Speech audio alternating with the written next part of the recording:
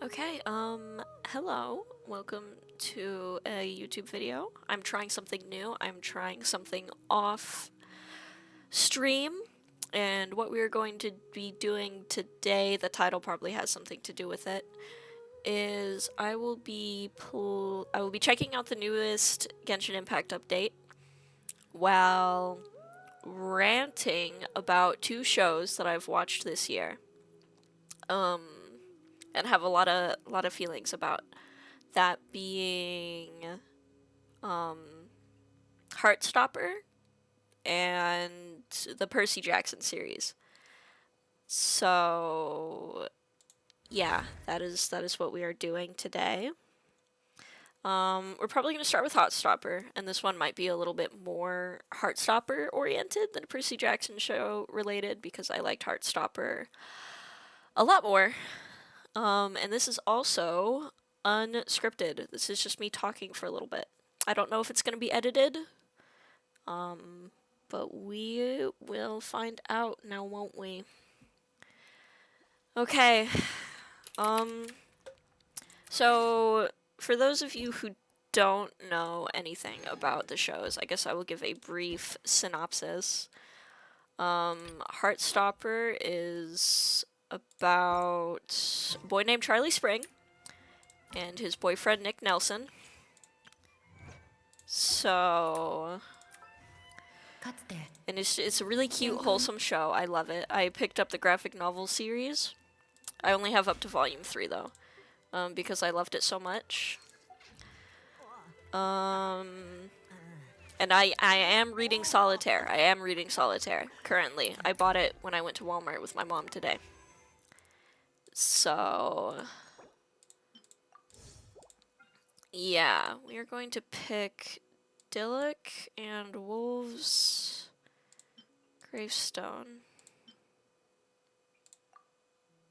Oh, we can only pick Dillick. Okay. That's fine. I am completely okay with that. Yeah, and it's a really cute series. I really like it. So, and you know, it's just about like high school. Unfortunately, I'm not British, or I guess fortunately. So I don't really know much what's going on, but what does this count as? Event Wish? Chronicle Wish? No, okay. Yeah, so, and then Percy Jackson is about 12-year-old Percy Jackson, son of Poseidon, and hijinks and shenanigans that he gets into at Camp Half-Blood, summer camp. Except the show removed a lot of the hijinks and shenanigans, so yeah.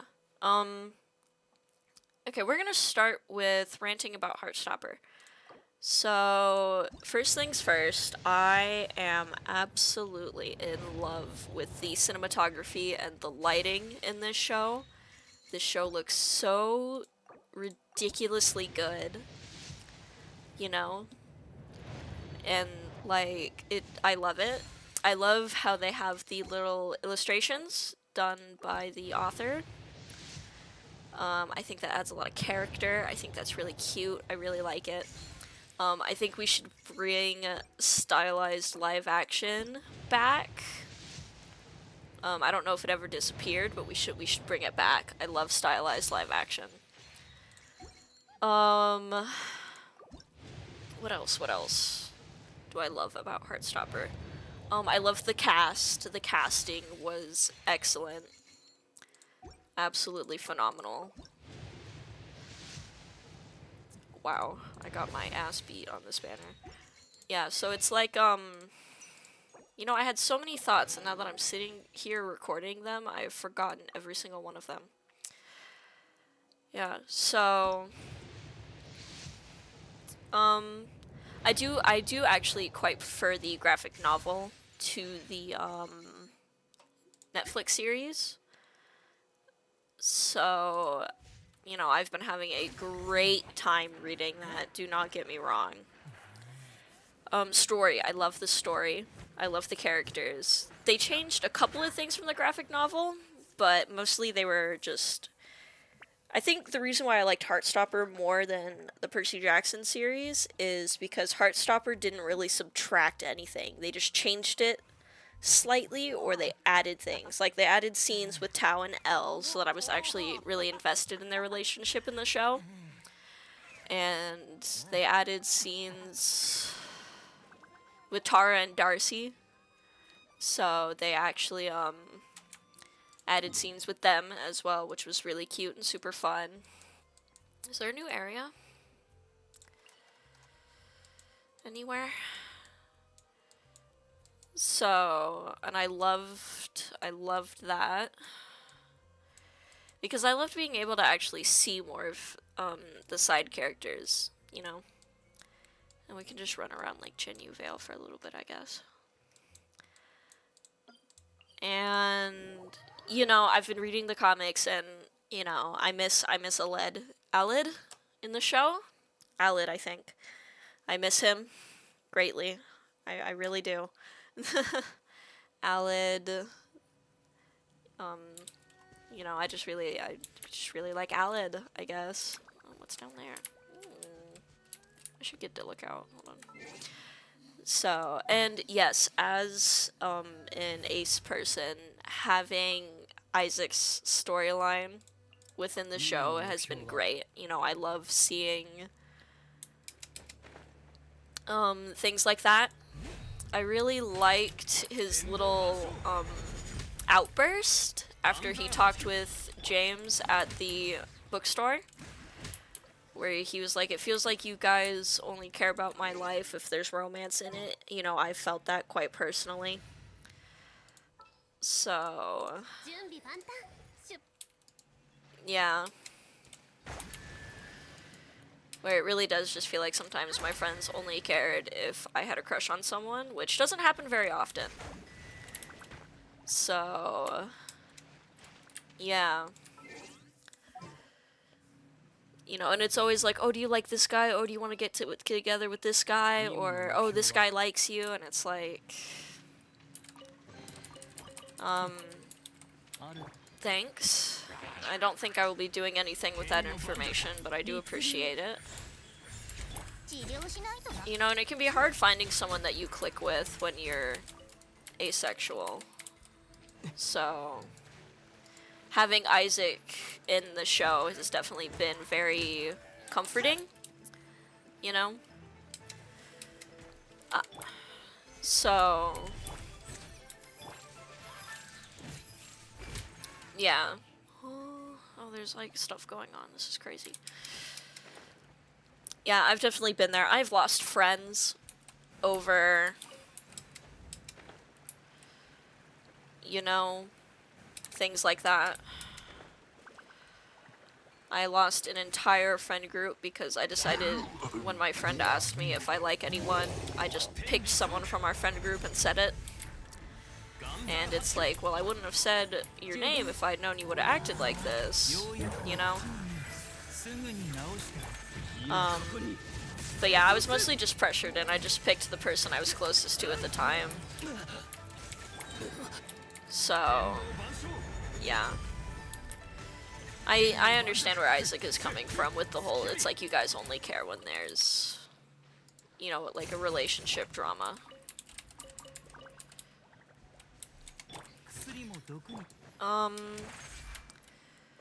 What else? I love the soundtrack. I've been looping the season 1 soundtrack since I listened to it. Like, it's actually becoming part of, like, kind of a problem. You know, like, I was literally just listening to it right before I sat down to record this. I love it so, so very much. Oh. So, yeah, and I mean, it's just like a really down-to-earth series. You know, like, you can tell the cast likes each other. You can,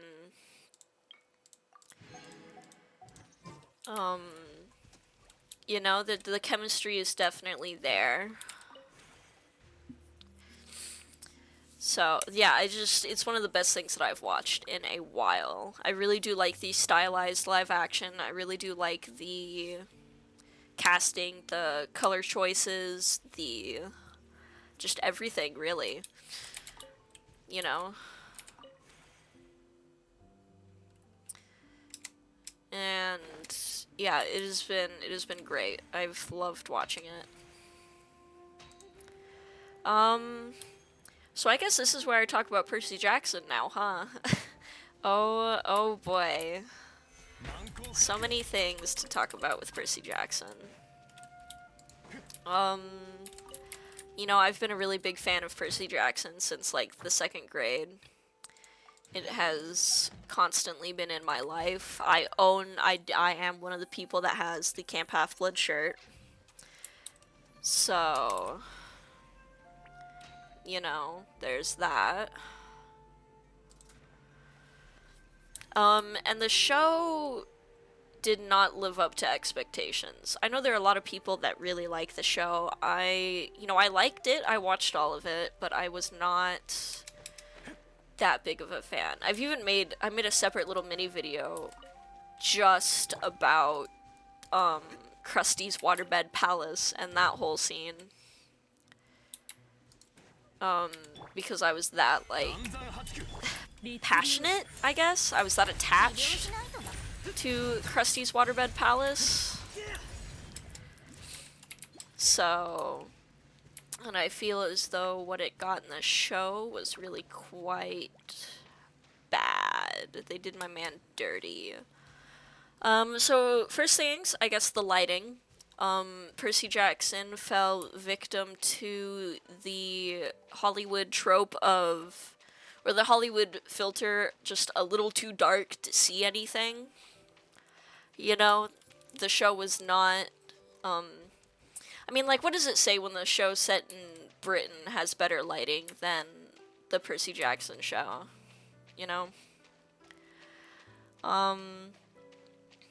So, that wasn't great. It was just a little too dark, a little too drab. And the thing is, they made some writing changes within the Percy Jackson show that I just don't think made a lot of sense. One of them being that the kids just know everything instantly. There's never any danger. Or, like, everyone knows everything. It's not like, Annabeth was the smart kid that had all the answers. It's like everyone is the smart kid and everyone has all the answers. There's no tension. There's no anticipation. I talked about it in my Krusty's video. I was like, dude, he just walks in.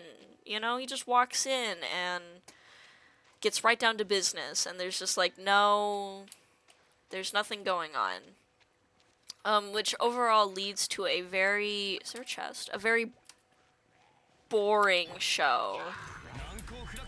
And I don't think there was a problem with the casting. I think there was a problem with the,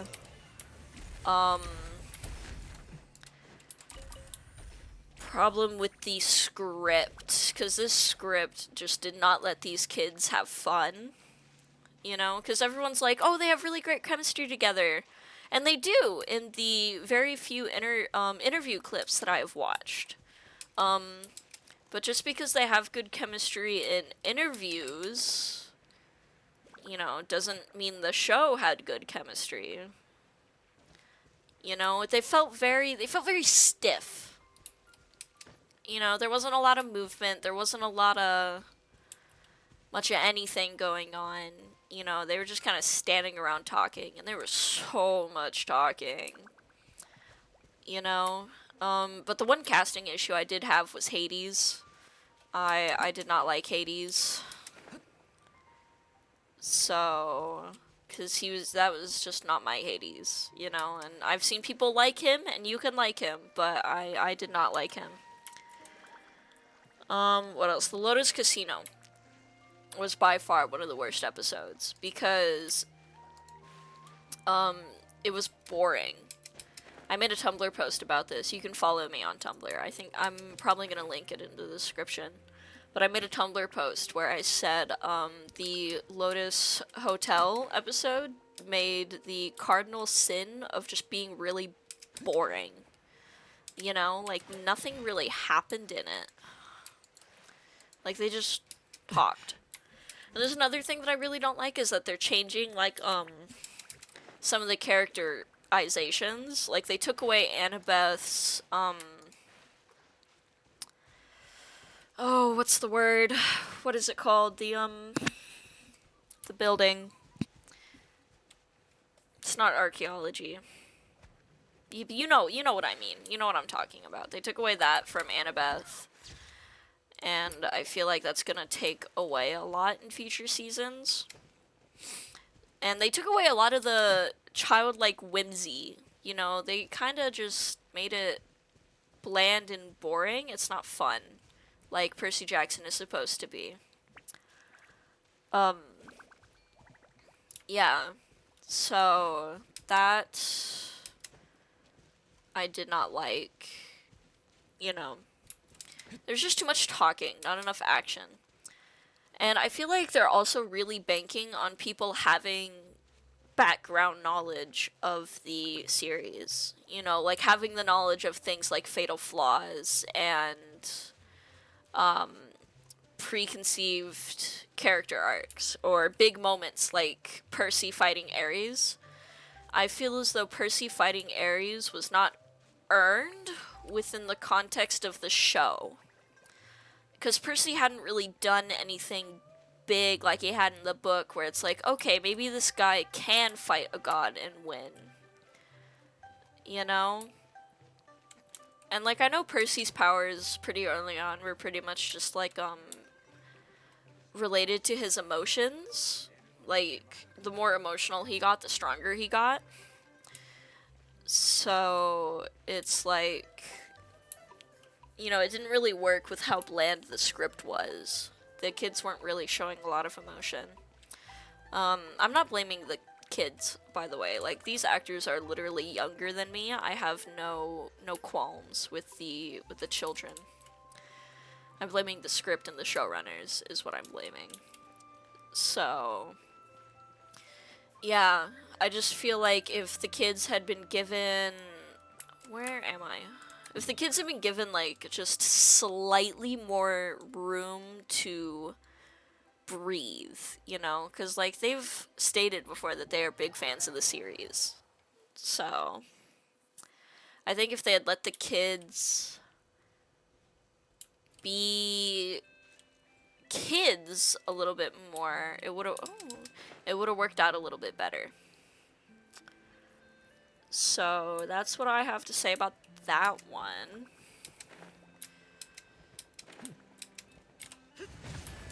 Is there another one? Oh. So... Am I done already? It's only been 18 minutes. There's probably stuff I've forgotten to mention, but I think that is just about it.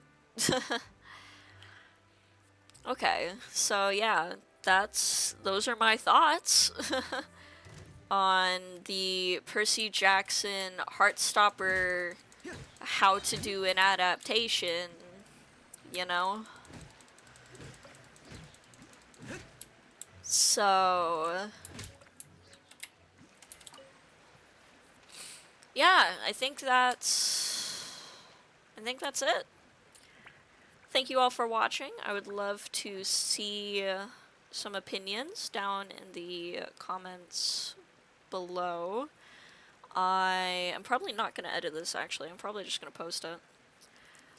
So yeah, I would love to see it. I will link my Twitch and my Tumblr in the description down below if you would like to catch me live or interact with me on Tumblr. I pretty much just, you know, post about whatever I'm obsessed with at the moment. So yeah, I will see. I hope to see you all there. And yeah, I think this will be goodbye.